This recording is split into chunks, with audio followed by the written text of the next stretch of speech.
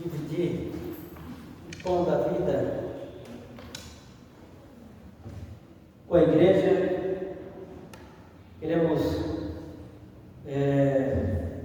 pedir que a igreja abra as vossas Bíblias no livro de 2 Samuel, capítulo 9, verso 1. 2 Samuel, capítulo 9, verso 1.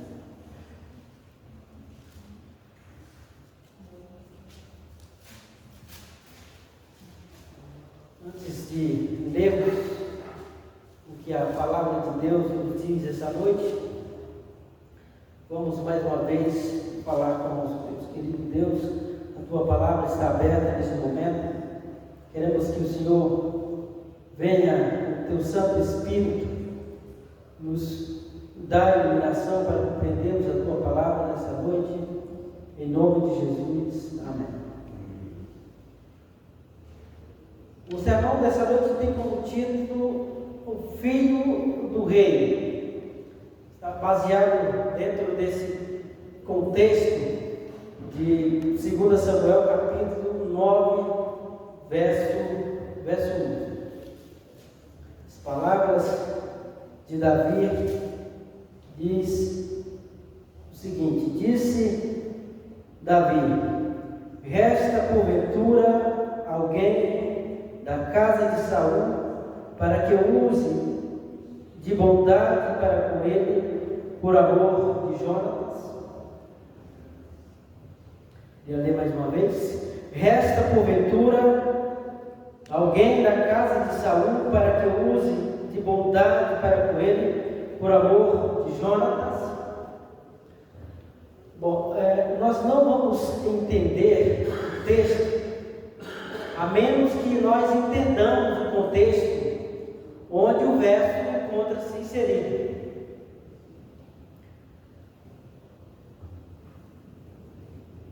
Aqui, olhando para esse contexto, nós precisamos fazer uma pergunta. Em que momento Davi formula esta pergunta? Qual foi a circunstância que levou ele a fazer esta pergunta? Bem, no contexto histórico bíblico, Davi era o novo rei de Israel, e naquele momento em que Davi estava reinando, os exércitos inimigos haviam sido vencidos, havia paz ali em Israel. E é nesse momento de paz e prosperidade que Israel está vivendo que Davi lembra-se de duas promessas que havia feito, justamente a Jonatas e a Saul.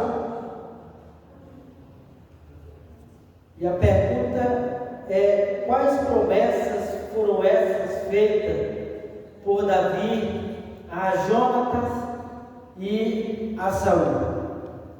Para nós termos a resposta dessa pergunta, precisamos voltar para 1 Samuel, no capítulo 20, e vamos entender e ter a resposta para essa pergunta. Capítulo 20 de 1 Samuel, verso 14. E Jonatas suplica a Davi, que faça uma aliança com ele. E Jonatas diz dessa forma a partir do verso 14. 1 Samuel 20, verso 14 diz: se eu então ainda viver, porventura não usarás para comigo da bondade do Senhor, para que não morra? A palavra aqui traduzida por bondade é uma palavra em hebraico que chama hesed. E essa palavra, ela também pode ser traduzida da seguinte maneira, no contexto em que Davi faz essa pergunta. A pergunta ficaria desta forma: então disse Jonatas: se eu ainda viver, Davi, você não usará da receita de Deus para comigo. E essa palavra também ela pode ser traduzida como graça. Aqui na minha versão foi traduzida como bondade. Jonatas continua, a partir do verso 15 agora. E nem tampouco cortará jamais da minha casa a tua receita, nem ainda quando o Senhor desarraigar da terra todos os inimigos de Davi. Assim fez, verso 16, fez Jonatas aliança com a casa de Davi, dizendo: vingue o Senhor os inimigos de Davi. Verso 17 diz: Jonatas fez jurar a Davi de novo, pelo amor que este lhe tinha, porque Jonatas o amava com o amor que este tinha, com todo o amor de sua alma. Aqui, nesse contexto, nós podemos ver uma amizade forte entre Jonatas e Davi. Talvez a amizade mais forte que nós encontramos na Bíblia é essa amizade entre Jonatas e Davi. E agora Jonatas faz esse pedido para Davi.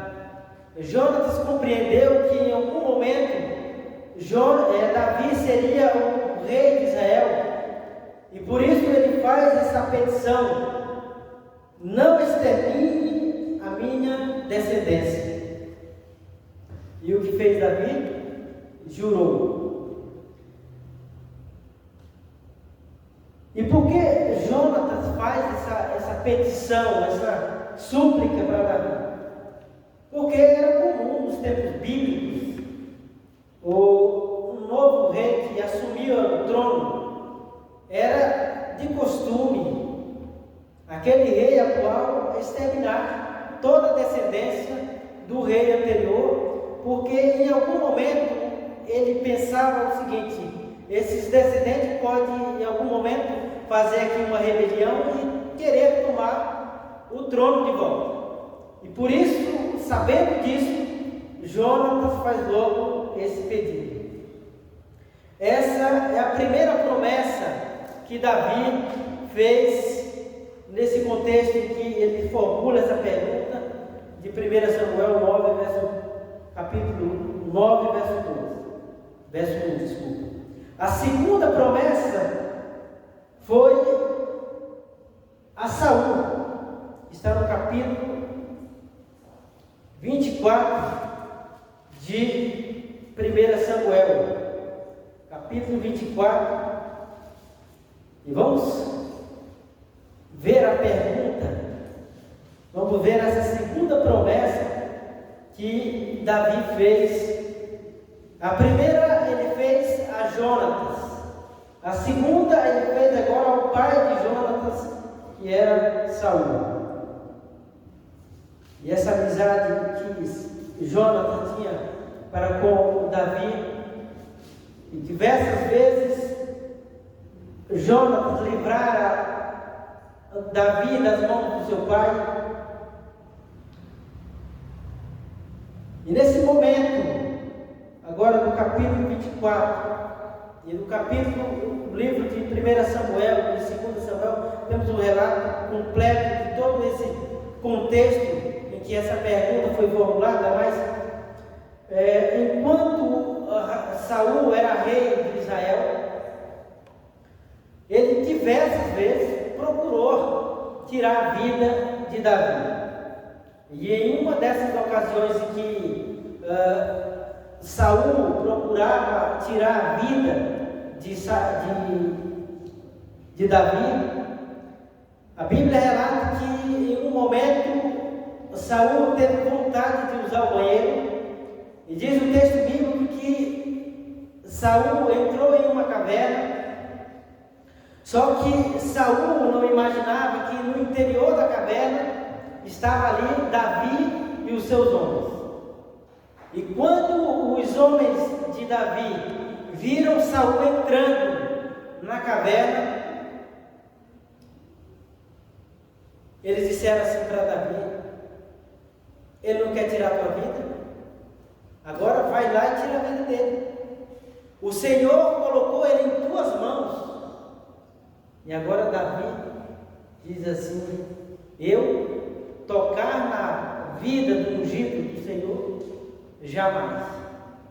E o que Davi fez?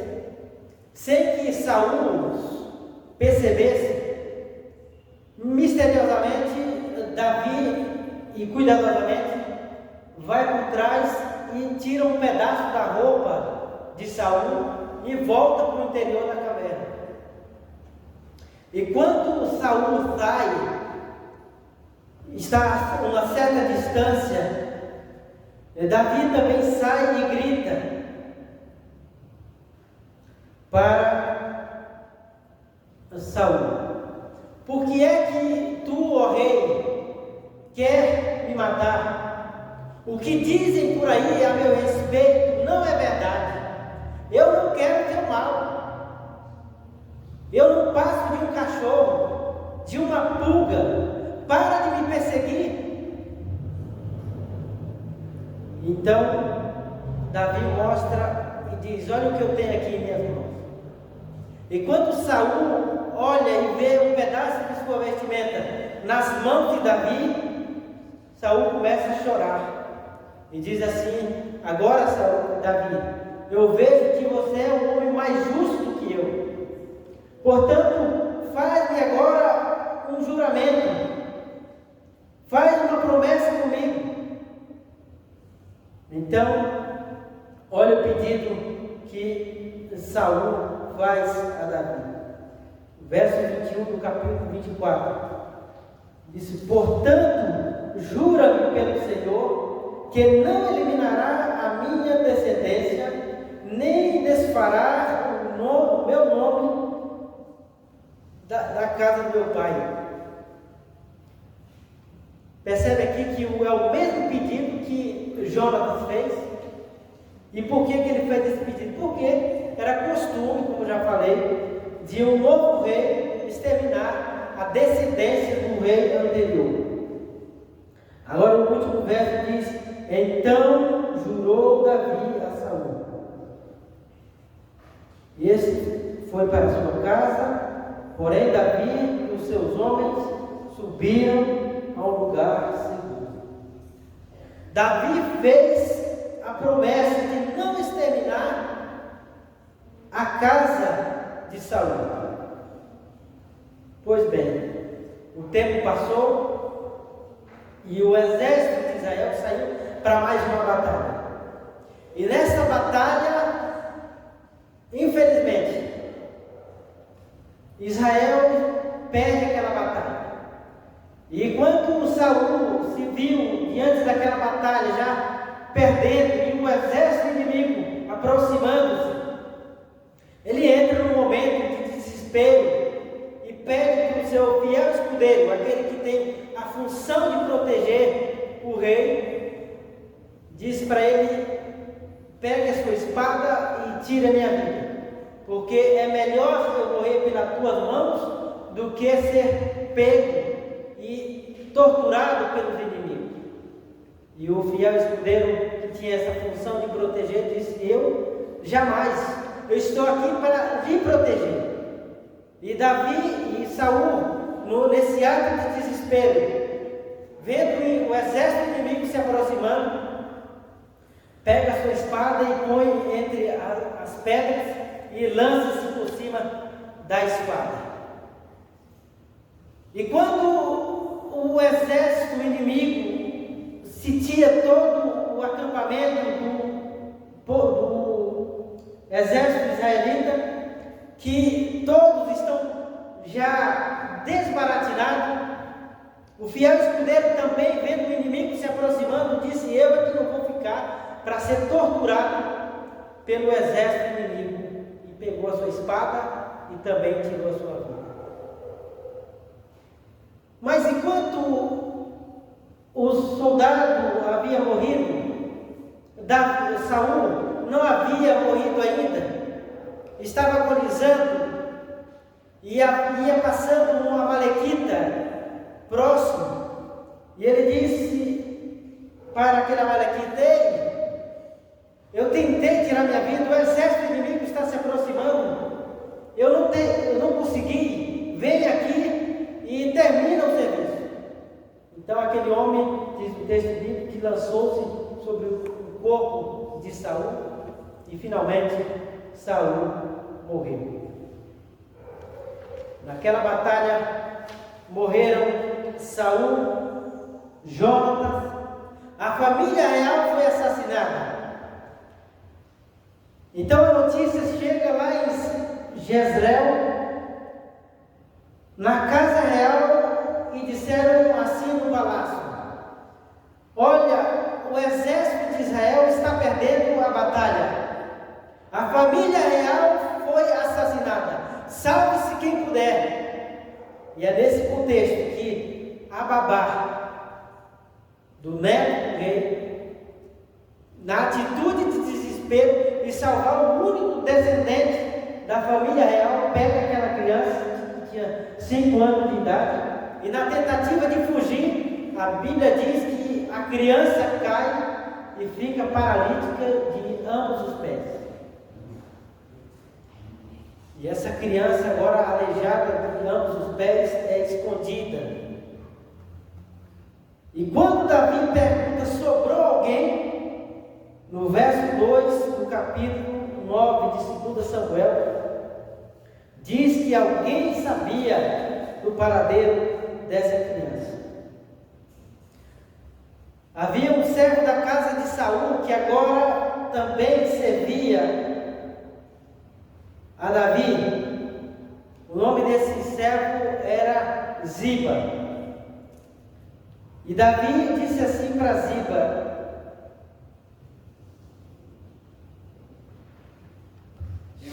chamaram Ziba, né? E perguntou: és tu Ziba? Ele respondeu: eu mesmo, o teu servo. E disse o rei: não há alguém na casa de Saul para que eu use da bondade, da receita de Deus para com ele? Então Ziba respondeu: ainda há um filho de Jonatas, aleijado de ambos os pés. Você percebe aqui o preconceito na fala de Ziba? Ziba estava querendo dizer, mais ou menos, o rei está perguntando se sobrou alguém. Sobrou. Mas esse que sobrou é aleijado. O senhor está vendo aqui essas cortinas, esse granito aqui no chão, toda essa luxúria aqui. Esse camarada não combina com o palácio. Alguém preconceituoso com a questão física também. Mas Davi, olhando e ouvindo essas palavras desse Ziba, bem informado, o fofoqueiro da corte. Então, o rei, sem se preocupar com tal preconceito, pergunta assim para ele: e onde é que esse homem está? E Ziba, bem informado, disse: ele está lá na casa de Maqui, filho de Amiel, em Lodebar.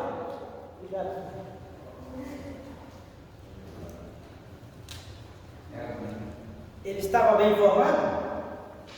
Ele sabia o paradeiro dessa criança. E agora Davi manda essa ordem.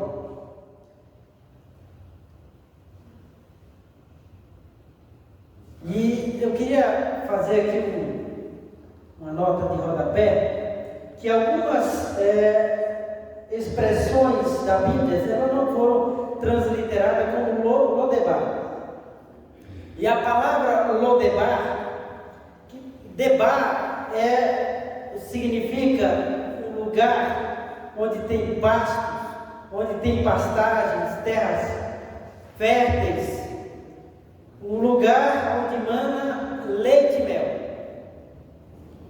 E Ló é uma contração negativa da palavra, que a palavra junta Lodebar significa um lugar onde não tem pasto, um lugar onde não tem pastagens, o lugar do esquecimento. E foi para lá que esse garoto foi levado. E quem ficava em Lodebar?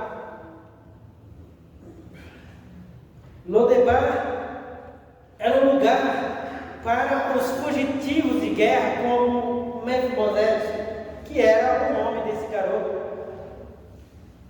Ia para lá também os leprosos, as pessoas abandonadas no convívio da sociedade, rejeitadas pela família. E agora quem está lá é esse garoto esquecido por muitos, mas lembrado pelo rei. E anos havia passado, e Davi agora manda chamar o neto do rei. E Davi tinha um chefe da guarda real que se chamava Benaia. Agora eu começo a imaginar aquele tremendo de um soldado aproximando-se da casa de Mefibosete. E de repente alguém lá de dentro grita: a guarda real se aproxima, Mefibosete deve ser com você. E Benaia aproxima-se daquela casa simples, quem sabe uma tapera, um barraco humilde. E Benaia agora aproxima-se e diz para Mefibosete: você é o neto do rei Saul? E ele diz, esperando ali, quem sabe, a sua sentença de morte. E ele disse: sim, sou eu, teu servo. Benaia diz: Davi, o rei de Israel, manda chamar você. E Mefibosete, quem sabe, naquele momento, pensa consigo: o rei quer me matar pessoalmente. E eu não tiro a razão dele, porque diversas vezes o meu avô tentou tirar a vida dele. E agora, aquele aleijado é colocado em um animal, em uma cavalgadura, e é levado para Jerusalém. E de Jerusalém para o palácio, e do palácio para a sala real, a sala do trono. E Davi olha para Mefibosete e pergunta: és tu, Mefibosete? E agora, quem sabe, Mefibosete, esperando algum dos soldados de Davi desembanhar a espada e deferir um golpe contra ele, Davi olha para ele e diz as seguintes palavras: ao invés de ouvir um golpe de uma espada, desembanhar de uma espada, ele diz, Davi olha para ele e diz assim no verso 7: não temas, não tenha medo, porque eu usarei da graça de Deus, da receita de Deus para com você. Eu vou te restituir todas as terras que pertenciam a Saul, teu avô, e tudo que pertencia a ele agora vai ser seu. Nada vai te faltar. E aí olha para Ziba e pergunta: quantos homens você tem em sua casa? E Ziba diz: 35. Ele diz: pois a partir de hoje você e os 35 vão ser escravos do Mefibosete. Não vai lhe deixar faltar nada. Vocês vão cultivar as terras do seu avô. E anota mais um recadinho aí na tua agenda: o pão ele vai comer na minha mesa. E se nós continuarmos lendo o capítulo todo, nós vamos ver que por 3 vezes Davi diz claramente ali: o pão você vai comer na minha mesa. Você conhece uma história na Bíblia mais extraordinária do que essa? Alguém que merecia a morte foi recebido como um filho do rei. E a partir de então, o rei começou a tratar Mefibosete, aquele que era considerado um aleijado. Agora o rei passa a tratá-lo como filho. E vamos agora imaginar o seguinte: a mesa está posta, tudo está preparado para receber os filhos do rei. E quantos filhos Davi tinha? 17 filhos. E entra então o primeiro, chegando dos escritórios do pai. Quem é ele? Salomão, o homem mais sábio que o mundo já conheceu. A Bíblia diz que não houve e jamais haverá um homem com tamanha sabedoria como Salomão. Ele entra, senta à mesa. O segundo vem. Quem é ele? O Miss Universo, Absalão. A Bíblia diz que da ponta dos pés a planta da cabeça não tinha defeito algum. Era um homem bonito, sabe, invejado por muitos. E é esse que também senta à mesa com ele.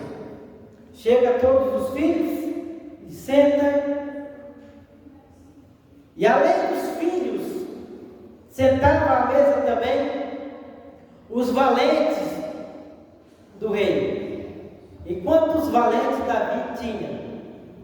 Pergunta que eu faço. E a Bíblia diz que era 37. E ela nomeia, fala o nome de cada um deles. A Bíblia diz que um deles, um dia, o exército de Israel foi enfrentado. E de repente o exército viu-se numa situação constrangedora na batalha. E aquele soldado valente de Davi viu-se sozinho no meio do exército inimigo. Então ele segura firmemente aquela espada e olha para o céu e diz: eu vou lutar pelo Senhor e por Davi. E diz o texto bíblico que naquele dia ele matou 800 homens. E quando o sol estava se pondo, que a guerra precisava fazer uma pausa, a Bíblia diz que a espada ficou cravada em suas mãos de tantos soldados que ele tinha matado, por lealdade ao seu rei. Era esse tipo de homens que também sentavam à mesa do rei. Existia também mais 3 que eu quero destacar aqui, que também estava incluído nesses valentes de Davi, que em uma certa ocasião o rei pensou consigo: e se eu gostaria de beber do poço de Belém? Um deles ouviram e disse assim um para o outro: olha, o rei quer tomar água, vamos lá buscar. O outro disse: mas lá está cheio de soldados filisteus.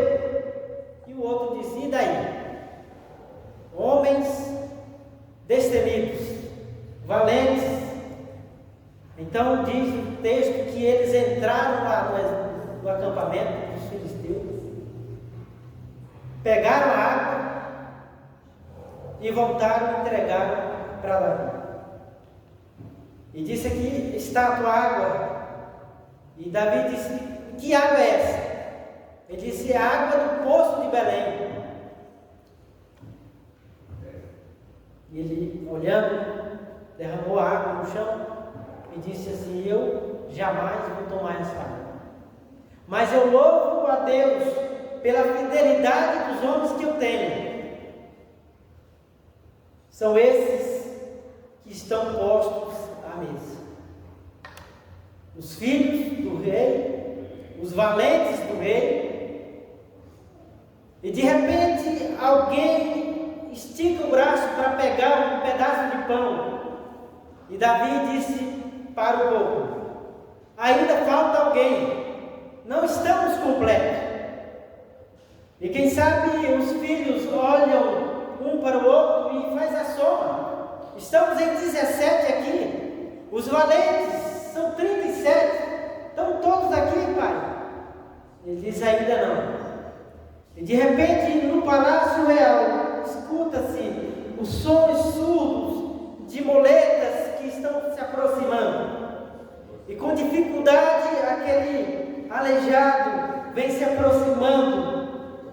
E quem sabe olha para Davi e diz: pai, perdoa-me pelo atraso.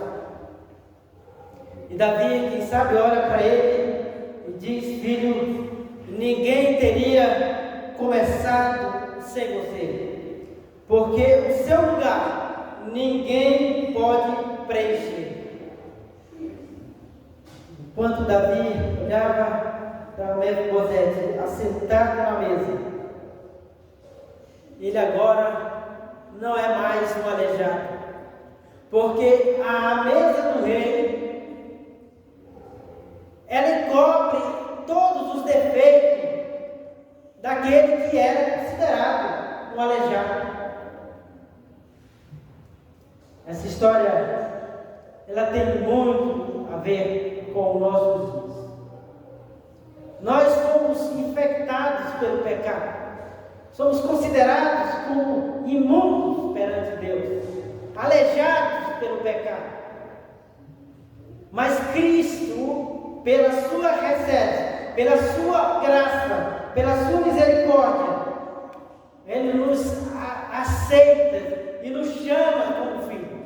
Nós não somos mais um aleijado, nós não somos mais um estrangeiro ou um condenado pelo pecado. Nós somos agora aceitos como filhos e filhas do Rei do Universo. Foi para isso que Ele veio e entregou-se a sua vida, para que hoje nós pudéssemos ter o direito de um dia entrarmos na sala do trono e nos assentarmos à mesa com o Rei. Você vê que história impressionante. Alguém que merecia a morte foi aceito no trono do Pai como filho, também ali à mesa do Rei. Será que hoje nós estamos vivendo em Lodebar espiritual? Será que hoje nós, quem sabe, estamos nos escondendo em algum momento porque nos achamos indignos pelos defeitos que o pecado nos causou? Mas essa noite eu quero dizer que Deus nos chama para entrarmos e sairmos de Lodebar e entrarmos hoje em Jerusalém espiritual, porque é assim que Deus nos chama para sermos filhos e filhas, para entrarmos um dia nas mansões celestiais.